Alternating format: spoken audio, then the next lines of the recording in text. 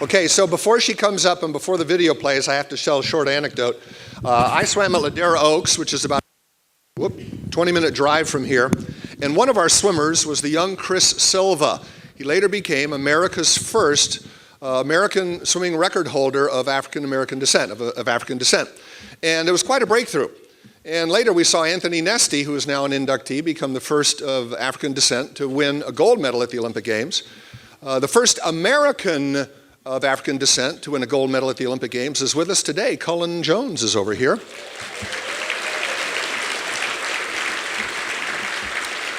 But before any of them accomplished what I just said, she did something real special. And let's take a look at this video. First of all, let me tell you, our first honoree, a genuine superstar in an era dominated by women swimmers of the German Democratic Republic, who were later known to benefit from a state-sponsored program of systematically enhanced performance drugs. And so without them present, she would have, our next honoree, would very likely have been the first gold medalist in Olympic history of African descent. Let's watch this.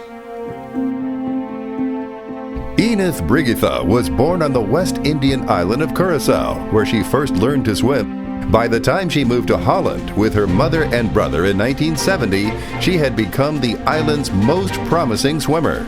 2 years later, swimming for Coach Willie Storm at the Club Het Y in Amsterdam, Enith qualified for the 1972 Munich Olympic Games and reached the final in 3 events. But this was just the start of her success. At the inaugural FINA World Championships in Belgrade in 1973, she claimed a silver medal in the 200-meter backstroke and a bronze medal in the 100-meter freestyle. At the 1974 European Championships, she won 5 medals, including 4 individual medals for the 100 and 200-meter freestyle and backstroke events. In 1975, at the second FINA World Championships in Cali, she added 3 bronze medals to her collection, including individual pieces of hardware in the 100 and 200-meter freestyle. At the 1976 Olympic Games in Montreal, she earned individual bronze medals in both the 100 and 200-meter freestyle. And at the 1977 European Championships, she won a silver medal in the 100-meter freestyle. Enith was a genuine superstar in an era dominated by women swimmers from the German Democratic Republic.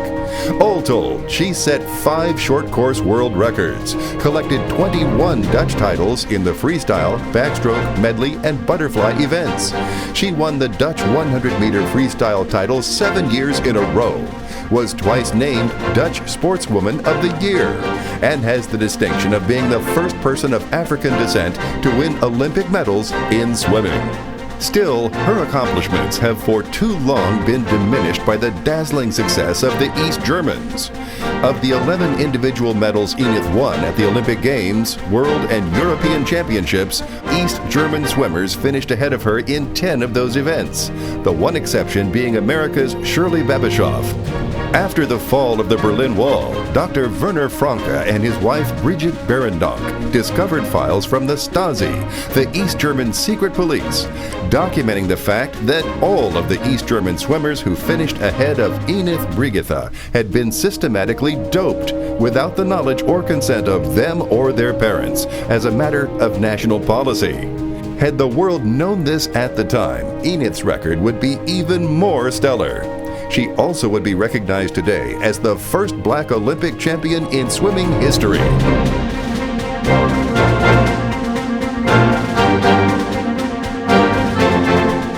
Enith Brigitha, honor swimmer, Netherlands.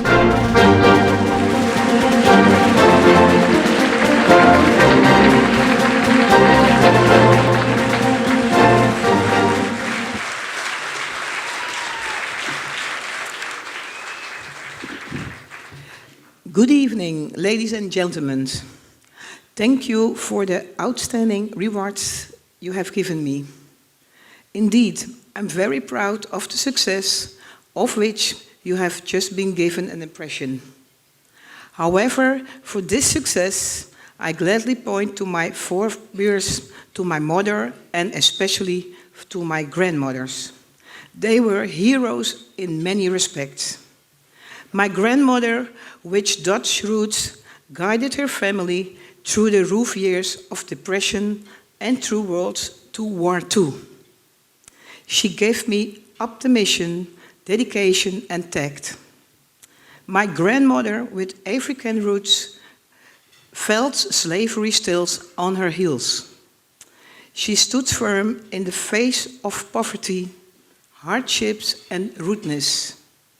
She gave me physical and emotional strength, self-esteem, and courage.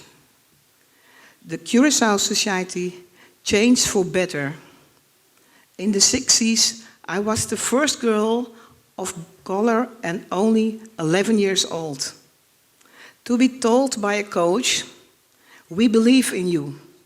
You are going to reach the top." It is such importance that people express the trust in you and your qualities when you are working on your career. Moving to the Netherlands with my brother and my mother, I met the professional people that guided me to own levels. I am very grateful to all of you that were there when I needed you most. Some gold medals didn't come my way for reasons that are well known now, namely the use of drugs by my rivals. That gold come my way now in the Hall of Fame. Thanks to all of you, but most of all, thanks to women that set an example, and thanks to the people that crossed the line with conviction, competence, and respect, but without drugs. Thank you very much. Presenting her award is the woman in the pictures, Shirley Babashaw.